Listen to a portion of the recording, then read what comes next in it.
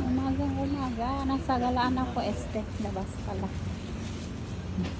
Dito ako sa Avenue 5. Avenue 10. Pupunta ako sa bahay ng aking lola.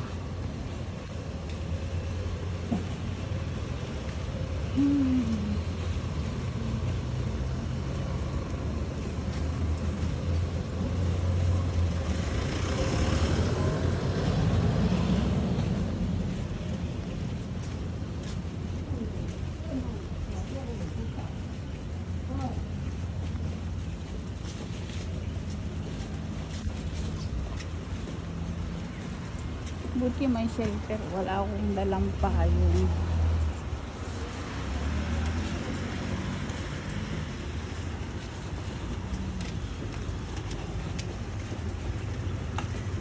Lapit lang pala.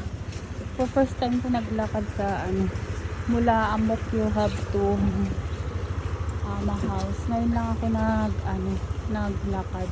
Kasi laging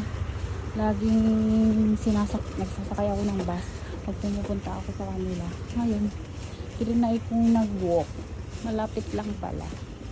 Kaysa magbabas ako. Paikot-ikot yung bus eh.